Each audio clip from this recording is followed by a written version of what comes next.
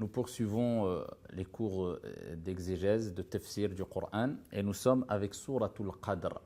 Souratul Qadr, c'est la sourate 97, c'est une sourate mécoise où Allah subhanahu wa ta'ala nous parle de cette fameuse nuit qui est la nuit du destin et nous parle aussi bien sûr du Coran qui a été révélé lors du mois de Ramadan. Allah subhanahu wa ta'ala nous dit A'udhu billahi minash shaytanir rajim, bismillahir rahmanir rahim, inna anzalnahu fi laylatil qadr.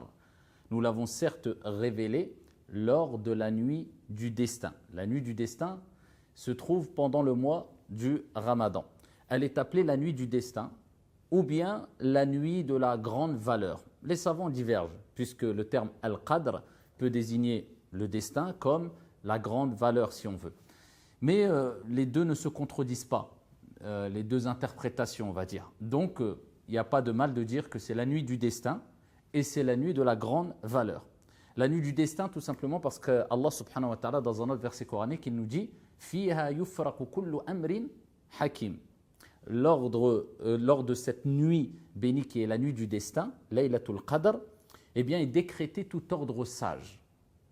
Et ici, on t'expliquait les savants que ce qui était voulu à travers ce verset coranique, c'était que les choses qu'Allah subhanahu wa ta'ala a décidé qui allaient se passer lors de l'année à venir, eh bien, sont décrétées lors de la nuit du destin. Et c'est la nuit de la grande valeur, puisque Allah subhanahu wa ta'ala nous a rappelé qu'elle était meilleure, comme on va le voir rapidement, que 1000 mois. Donc elle a une grande valeur. Donc c'est pour cela qu'on peut la considérer comme étant la nuit du destin et la nuit de la grande valeur. Inna anzalnahu fi laylatil qadr. On a certes descendu révélé, on l'a révélé, donc lors de la nuit du destin ou la nuit de la grande valeur. Allah parle de quoi? Du Coran. Puisque la nuit du destin, comme on a dit précédemment, elle se trouve pendant le mois du Ramadan. Et Allah Azza wa Jal nous dit dans le Coran, Shahru Ramadan alladhi unzila fihi al-Qur'an. Le mois du Ramadan, c'est le mois dans lequel Al-Qur'an a été révélé. D'ailleurs, il est rapporté que la plupart des livres, si ce n'est tous les livres saints révélés par Allah subhanahu wa ta'ala, ont été révélés pendant ce mois-ci qui est le mois du Ramadan. Parce qu'Allah Azza wa Jal crée et choisit. Donc il a créé des mois, il a choisi le meilleur des mois qui est Shahru Ramadan. Et il a décidé que le Coran qui est le meilleur des livres soit révélé lors du meilleur des mois et plus précisément lors de la meilleure des nuits qui est Laylatul Qadr. Inna anzalnahu fi Laylatil Qadr. Wa ma adraka ma Laylatul Qadr. Et Allah subhanahu wa ta'ala, pour rappeler la grande valeur qu'a cette nuit-là, il nous interpelle en disant « Et qui te dira qu'est-ce que Laylatul Qadr, la nuit du destin ou de la grande valeur ou de la valeur ?» C'est comme quand tu interpelles une personne et tu lui dis « Mais je vais te raconter une chose et ce que je vais te raconter, mais c'est qu'est-ce que tu veux que je te dise? Qui te dira qu'est-ce que c'est que cette chose-là ?» C'est une forme d'expression pour rappeler l'importance de la chose que tu veux expliquer. Donc, et qui te dira qu'est-ce que Laylatul Qadr? Laylatul Qadr, et il détaille pourquoi c'est une nuit de grande valeur. Laylatul Qadr, khayrum min alfi shahr. Elle est meilleure que 1000 mois. Donc, les savants ont expliqué cela en disant que tout acte d'adoration qui sera accompli pendant cette nuit bénie qui est la nuit du destin ou la nuit de la grande valeur pendant le mois du Ramadan, à quel moment exactement on va le voir par la suite, eh bien sera meilleur que 1000 mois, meilleur que si tu l'accomplissais pendant 1000 mois. Donc Allah n'a pas dit elle correspond à 1000 mois, mais Allah subhanahu wa ta'ala de par sa grande bonté, sa grande sagesse et sa grande mansuétude et sa grande miséricorde, il précise khayrum min alfi shahr, meilleur que 1000 mois. Cela veut dire quoi? Cela nous rappelle que puisqu'Allah subhanahu wa ta'ala, il donne avec largesse sans compter, et Allah c'est le généreux par excellence, c'est le riche par excellence, eh bien cela peut vouloir dire que la nuit du destin est meilleure que 1 million d'années peut-être. Puisqu'Allah n'a pas dit est semblable à 1000 mois, correspond à 1000 mois d'adoration, non, il a dit meilleur que 1000 mois. Mais le meilleur veut dire quoi? 2000, 3000, 5000, 10 000, 1 million? Allahu a'lam. Allah subhanahu wa ta'ala sait très bien que l'être humain ne pourra accéder, rentrer au paradis par simplement ses actions. Mais comme le prophète sallallahu alayhi wa sallam nous l'a indiqué, Allah subhanahu wa ta'ala a révélé au prophète alayhi salatu wa sallam que même lui, le prophète sallallahu alayhi wa sallam, ne pourra rentrer au paradis que par la miséricorde d'Allah subhanahu wa ta'ala, pas par ses actions. Les actions sont une cause qui provoque la miséricorde divine, soit. Mais si tu comptes que sur tes actions pour rentrer au paradis, eh bien tu te trompes, tu ne pourras pas rentrer au paradis par simplement tes actions, seulement par tes actions. Et ils ont interrogé le prophète, ils ont dit, même toi, ô messager d'Allah, le prophète alayhi salatu wa sallam a dit, même moi. Donc même le prophète sallallahu alayhi wa sallam ne rentrera au paradis que par la miséricorde d'Allah subhanahu wa ta'ala. Donc c'est pour cela que Dieu nous fait miséricorde à travers la multiplication des actions et nous facilite la multiplication des actions, car si on compte simplement sur la petite quantité de bonnes actions qu'on peut accomplir, eh bien on va se perdre complètement et on ne pourra jamais accéder à son vaste paradis, tout simplement parce que inna sil'atallahi ghaliya. La marchandise d'Allah subhanahu wa ta'ala est très chère. Et donc ici Allah nous facilite le fait de voir nos actions multipliées par 10, 100, 1000, 1 million et plus. Certains savants ont avancé aussi que c'était une décision juste et sage d'Allah subhanahu wa ta'ala, tout simplement parce que, comme on le sait, les générations qui nous ont précédés, donc il y a de cela des milliers d'années derrière nous, eh bien vivaient très longtemps et beaucoup plus longtemps que les êtres humains actuellement, qui, on sait que rares sont ceux qui dépassent les 100 ans. Mais quand on revoit les histoires de ceux qui nous ont précédés il y a des milliers d'années, eh bien on sait qu'il y avait des prophètes, il y avait des êtres humains qui, dans les écrits, vivaient beaucoup plus longtemps que 200, 300 ans. Donc ils ont eu l'opportunité d'adorer beaucoup plus longtemps leur Seigneur Tabaraka wa Ta'ala, donc accumuler beaucoup plus de bonnes actions. Donc justice et sagesse d'Allah subhanahu wa ta'ala à travers le fait qu'ils nous permettent de les rattraper, bien que notre vie soit beaucoup plus courte, mais à travers des actions qui sont beaucoup plus multipliées. Peut-être que ici les actions qu'avaient accomplies ceux qui nous avaient précédés. Laylatul Qadr khayrun, meilleur que 1000 mois, khayrun min alfi shahr. Même si on s'en tient à 1000 mois, c'est plus de 80 ans. Vous imaginez?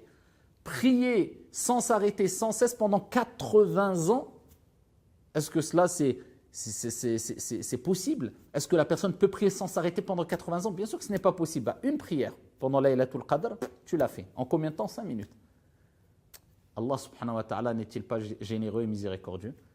Donc on voit très bien qu'Allah subhanahu wa ta'ala, à travers cela, il ne veut pas notre mal. Allah subhanahu wa ta'ala nous a facilité la voie vers le bien pour celui qui le mérite.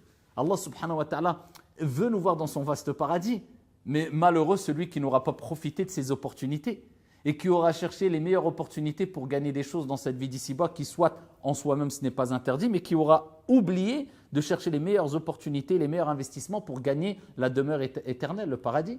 Et pourtant, les causes sont très simples. Il n'y a pas besoin d'être un grand savant, un grand érudit, un grand pieux, un grand ascète, un grand vertueux pour bénéficier de ces bienfaits. Non, il suffit simplement de faire 2 unités de prière, de multiplier le dhikr pendant cette nuit bénie. Subhanallah, alhamdulillah, la ilaha illallah, Allahu akbar, meilleur que si tu faisais ce dhikr pendant 1000 mois ou plus. Il suffit de donner de l'argent, fi sabilillah, pendant cette nuit-là, pour que cela soit multiplié par 80, plus de 80 ans, plus de 1000 mois. Il suffit d'être encore meilleur avec ses parents. Il suffit d'abreuver les gens, qui est la meilleure des aumônes. Donc de nourrir les gens aussi. Pendant cette nuit-là, des choses accessibles à toutes et à tous, il faut profiter. Laylatul Qadr, il faut la rechercher comme le prophète sallallahu alayhi wa sallam l'a recherché. Inna anzalnahu fi laylatil qadr. Wa ma adraka ma laylatul qadr. Laylatul Qadr khayrun min alfi shahr. Qu'est-ce qui se passe pendant cette nuit? تنزل الملائكة والروح فيها بإذن ربهم من كل أمر. تنزل الملائكة. Les anges descendent. تنزل الملائكة والروح. Ainsi que l'esprit, les savants ont expliqué ici que l'esprit désignait Jibril alayhi salam, l'ange Gabriel. Donc il y a énormément d'anges qui descendent pendant cette nuit, comme ils ne descendent pas en dehors de cette nuit-là. De par la grande bénédiction divine, de par la grande miséricorde qu'Allah subhanahu wa ta'ala descend sur terre lors de cette nuit-là. Al-Malaika, ils descendent. Et ici, de par la concentration d'adoration qu'il y a pendant cette nuit-là, puisque les anges se rapproche de la miséricorde d'Allah, se rapproche de la bonté divine, se rapproche des pieux et des vertueux qui adorent Allah subhanahu wa ta'ala et s'éloigne de ceux qui s'éloignent d'Allah subhanahu wa ta'ala. Il s'éloigne de ceux qui s'éloignent de la miséricorde d'Allah et qui s'approchent de la colère divine. Donc là, c'est un moment propice pour que les anges descendent en abondance et à leur tête, Jibril, al-malaikatu wal-ruh. Et l'esprit, c'est Jibril alayhi salam qui descend pendant cette nuit-là. Donc, encore une opportunité d'adorer Allah subhanahu wa ta'ala, sachant que bien sûr, les anges nous accompagnent tout au long de l'année, mais savoir que la présence d'un grand nombre d'anges pendant cette nuit-là, eh bien, savoir qu'ils sont beaucoup plus présents auprès de toi, dans ta maison, pendant que tu adores Allah, pendant que tu pries, à côté de toi, pendant que tu fais du dhikr, cela doit te motiver encore plus pour multiplier les actions et les bonnes actions pendant cette nuit-là. Min kulli amr, de tout ordre, par tout ordre. Et cela renvoie à ce qu'on avait dit, fiha yufraqu kullu amrin hakim, précédemment. Lors de cette nuit, tout ordre sage est décidé. Donc c'est pendant cette nuit-là qu'Allah Azza wa Jal décrète, décide les choses qui vont se passer pendant l'année. Bien sûr, tout était écrit déjà avant cela, 50 000 ans avant qu'Allah crée les cieux et la terre. Mais il dévoile à des anges, aux anges, ce qui va se passer pour toi, pour moi, pour les êtres humains pendant l'année. Ton risque, ta subsistance, qu'est-ce qui va t'arriver, de bien, de mauvais, les moments de joie, les moments de tristesse, etc. Donc, comment ne pas être dans une posture honorable? Comment ne pas être dans un moment où tu adores Allah subhanahu wa ta'ala pendant que cela est décrété? Donc, en espérant que ça a un impact, incha'Allah ta'ala, positif dans ce qui va t'arriver pendant l'année. Fiha yufraqu kullu amrin hakim, comme on avait dit, donc ça c'est dans un autre verset coranique, donc tout ordre sage y est décrété. Allah Azza wa Jalla dit ensuite, salamun hiya hatta matla'i al-fajr. Donc elle est paix et salut jusqu'à l'apparition de l'aube. Al-Sha'bi dit, les anges ne cessent de saluer les hôtes. Elle est paix et salut. Salam. Salam, c'est la paix et c'est la formule de salutation. Al-Sha'bi dit ici que les anges ne cessent de saluer les hôtes des mosquées durant toute la nuit du destin jusqu'à l'apparition de l'aube. Et d'autres disent que c'est simplement une paix, salamun, une paix, une quiétude, une sérénité. Ici, toute la nuit jusqu'à l'apparition de l'aube. Et là, la nuit du destin, cesse. Et ici, quand elle a lieu, cette nuit du destin, les savants ont divergé. Il y a beaucoup de paroles apportées par les savants d'après beaucoup de hadiths jugés authentiques. Certains considèrent que c'est la 21e nuit, d'autres la 25e nuit, d'autres la 27e nuit, d'autres la 29e nuit, et il y a encore même d'autres avis. Mais en tout cas, ce qui est le plus sûr d'après les textes et d'après la parole de la majorité des savants, c'est qu'elle a lieu les 10 dernières nuits. Plus précisément, les 7 dernières nuits d'après certains textes, bien qu'il y ait des textes authentiques qui laisseraient croire que c'est la 21e nuit. Donc en tout cas, la plupart des textes laisseraient croire qu'elle est lors des 7 dernières nuits. Et beaucoup de savants ont dit qu'il est beaucoup plus probable, d'après les textes, ici qu'elle est la 27e nuit. Mais rien n'est sûr. Ce qui est sûr, c'est que le prophète sallallahu alayhi wa sallam faisait l'i'tikaf, la retraite pieuse, lors des 10 dernières nuits. Et il réveillait sa famille la nuit et il serrait son pagne. C'est une image pour dire il s'éloignait quelque part du lit conjugal et il se consacrait aux actes d'adoration. C'est comme si aussi, certains ont dit, c'est aussi une expression, une image qui veut dire quelque part, il retroussait ses manches aussi pour multiplier les actes d'adoration. Et il faisait la retraite pieuse pendant les 10 dernières nuits. Alors, il l'a recherché, et le prophète a dit de la rechercher, la Laylat al-Qadr, pendant les 10 dernières nuits. Certains savants ont même avancé qu'elle change d'année en année, afin que celui qui a fourni le plus d'efforts pour la trouver le mérite le plus. Donc, ce n'est pas forcément la même nuit chaque année. Certains avancent cela.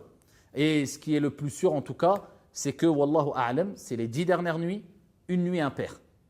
Donc 21, 23, 25, 20, 27, 29. Mais le problème, c'est qu'on ne commence pas tous le ramadan le même jour. Ça dépend des contrées. Donc quand c'est pair pour nous, c'est impair pour d'autres.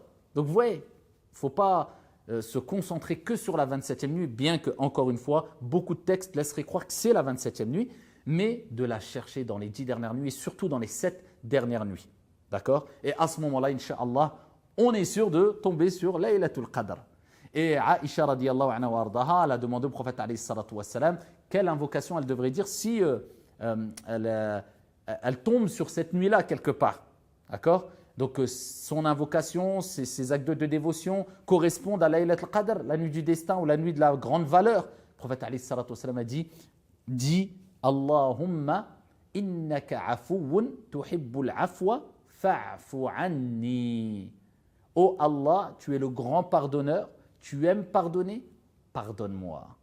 Il aurait pu dire d'autres invocations, non, mais le pardon, la demande de pardon. C'est pour ça que même tout au long de l'année, multiplier al-istighfar, astaghfirullah, astaghfirullah, astaghfirullah.